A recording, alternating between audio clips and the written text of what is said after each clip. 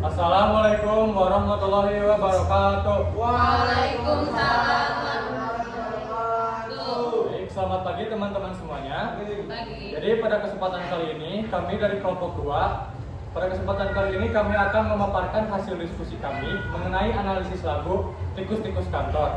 Sebelumnya perkenalkan terlebih dahulu, saya Asep sebagai moderator dan juga rekan-rekan saya. Di sini ada Muhammad Ilham sebagai pemateri 1, lalu ada Kaura sebagai pemateri 2, ada Rangga sebagai pemateri 3, ada Sapitri sebagai pemateri 4, dan juga Demipa sebagai pemateri 5. Baik, tanpa berlama-lama dan untuk mengefisienkan waktu, marilah kita mulai presentasi hari ini. Jadi pertama-tama akan dijelaskan oleh Muhammad Ilham mengenai rima vertikal. Baik, terima kasih kepada moderator sudah mempersilahkan saya untuk menjelaskan materi hari ini. Baik, dalam sebuah lagu pasti ada namanya rima vertikal. Dalam keserasian bunyi dalam puisi rakyat, pada umumnya dibentuk melalui rima vertikal yang ada pada akhir baris. Pada lagu ini memiliki rima horizontal dengan menggunakan pola A. Seperti contoh, tikus-tikus tak kenal kenyang, rakus-rakus bukan kepala. Jadi di akhir barisnya itu mengakhiri kata eng. Lalu selanjutnya mungkin moderator bagian ini juga sama horizontal, tetapi dengan menggunakan pola AB. Seperti contoh, kisah usang tikus-tikus kantor yang suka berenang di sungai yang kotor. Kisah usang tikus-tikus berdasi yang suka ingkar janji lalu sembunyi. Jadi pada akhir katanya itu baris pertama dengan kedua itu mengakhiri kata huruf R, lalu yang baris ketiga sampai keempat mengakhiri huruf I. Jadi pola AB itu pola baris ke-1 dan 2 sama, namun baris ketiga dan 4-nya berbeda. Saya kembalikan kepada moderator. Baik, kepada pemateri 1 terima kasih telah menjelaskan dengan baik.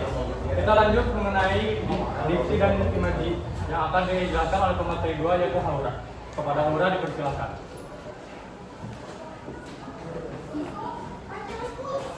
Baik, terima kasih kepada moderator yang telah mempersilahkan saya untuk mempresentasikan. Nah, yang kedua ada diksi. Diksi dari kata-kata lagu Tikus-Tikus Kantor yang pertama adalah Tikus-Tikus Kantor. Kata tikus dipilih untuk mempresentasikan koruptor atau oknum pejabat karena tikus itu identik dengan hewan yang pengerat, rakus, dan bekerja secara sembunyi-sembunyi. Lalu yang kedua ada roti. Nah, roti ini merupakan simbol dari suap atau gratifikasi. Kata roti ini memberi kesan sesuatu yang mengenyangkan dan mampu membungkam mulut. Nah, yang ketiga ada ganti muka dan menjelma. Nah, ganti muka dan menjelma ini menggambarkan kemunafikan para koruptor. Nah, kata ini dipilih untuk menunjukkan betapa cepatnya para oknum mengubah citra diri dalam pengawasan. Nah, lalu yang keempat, ada otak tikus memang bukan otak udang. Nah, di sini otak udang itu diartikan sebagai bodoh. Nah, otak udang ini dikontraskan dengan otak tikus. Nah, otak tikus itu pintar tapi merugikan. Nah, ini menunjukkan bahwa mereka adalah orang-orang yang berpendidikan tapi menggunakan kependidikannya untuk menipu orang-orang. Nah, yang terakhir ada kata molor. Nah, alih-alih menggunakan kata tidur, kata molor ini memberikan konotasi negatif pada orang-orang yang malas. Nah, selanjutnya ada imaji. Imaji ini adalah gambaran atau citra mental yang muncul dalam pikiran. Sering juga disebut sebagai citraan yang membangkitkan pengalaman indera, melihat, mendengar, merasa, dan mencium pada pembaca, terutama dalam karya sastra seperti puisi. Nah, yang pertama ada imaji penglihatan visual. Nah, jadi dari imaji penglihatan visual ini ada tikus-tikus berdasi. Nah, tikus-tikus berdasi ini memberikan gambaran visual yang kontras antara binatang formal yang rapi atau pakaian yang sering dipakaikan oleh pejabat. Lalu yang kedua ada imaji auditori atau imaji pendengar, sembunyi di balik meja di dalam lemari. Nah, jadi kata ini menciptakan imaji suasana yang senyap dan sunyi. Kesunyian ini menggambarkan ketegangan saat seseorang melakukan kejahatan atau saat mereka bersembunyi dari pengawasan.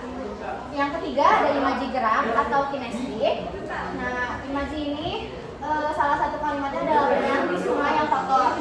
Nah, berenang di sungai yang kotor ini menggambarkan gerakan yang aktif dalam kubangan keburukan atau uang panas. Yang terakhir ada imaji termal atau suhu. Kalimatnya adalah tak kenal kenyang. Nah, ini tuh menciptakan imaji tentang kelaparan yang menghapus dan tidak masuk akal. Sekian yang dapat saya sampaikan, saya kembalikan kepada moderator. Baik, terima kasih kepada Haura sebagai pemateri 2 yang telah menjelaskan materi dengan baik. Selanjutnya kepada pemateri 3 yaitu Rangga yang akan menjelaskan mengenai bahasa figuratif. Kepada Rangga dipersilakan. Baik, terima kasih kepada moderator telah memberikan saya kesempatan untuk menjelaskan. Baik, saya akan menjelaskan kata konkret. Konkret adalah kata, frasa, atau ungkapan yang menunjuk pada sesuatu yang nyata atau bisa ditangkap oleh panca indera. Lalu ada kata lemari dari baja. Lemari dari baja ini adalah bentuk dari berangkas. Penggunaan kata baja memberikan kesan dingin, keras, dan tertutup rapat.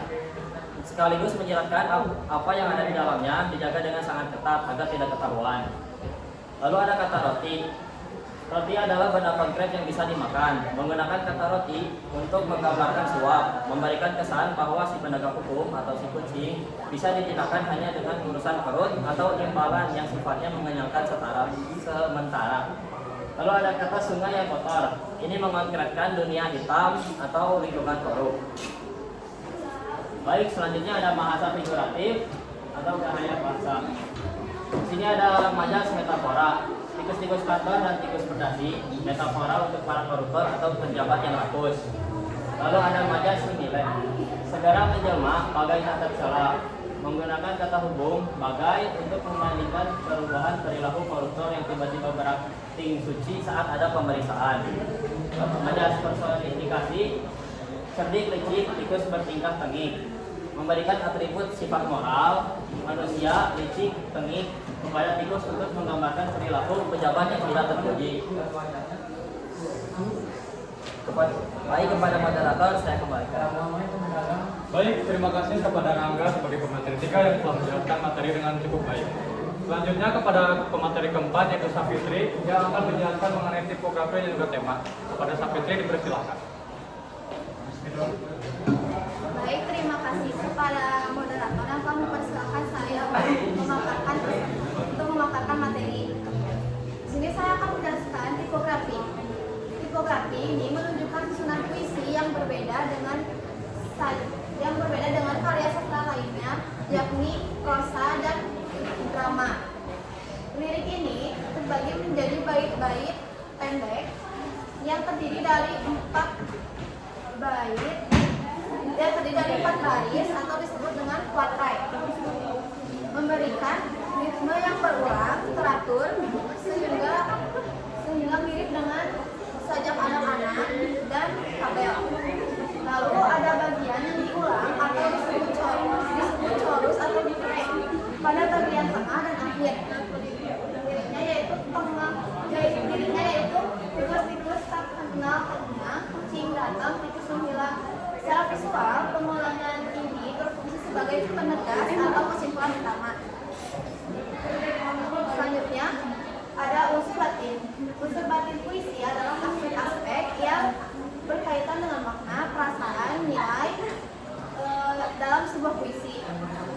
Unsur batin ini mencerminkan kedalaman jiwa seorang penyair dan pesan yang ingin disampaikan. Selanjutnya, tema lagu ini yaitu politik, yakni kritik sosial terhadap praktik korupsi dan ketidakadilan hukum.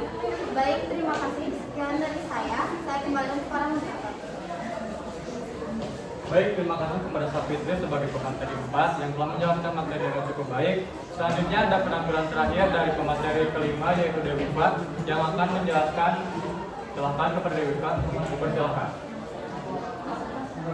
Baik, terima kasih kepada moderator yang telah mempersilahkan saya untuk menjelaskan tentang perasaan. Yang pertama ada garam dan cara.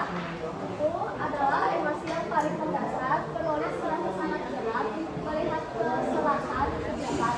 Yang kedua ada kecewa dan miris. Kekecewaan ini ditunjukkan kepada sang kucing penegak hukum. Ada rasa miris kepada penegak hukum yang seharusnya melindungi rakyat, tetapi malah tidur atau molor. Yang kedua ada nada, bersifat menyindir, kritis, dan perhatian. Iwan Fals menggunakan nada yang lugas dan tajam untuk menyampaikan pesan, bukan sekadar untuk menghibur. Yang ketiga ada suasana, menciptakan suasana yang gelisah, marah, dan kecewa terhadap kondisi yang digambarkan. Yang terakhir, amanah. Jabatan yang disimbolkan dengan dasi dan sakon seharusnya dijalankan dengan amanah, menjadi pintar saja tidak jika tidak disertai dengan moral.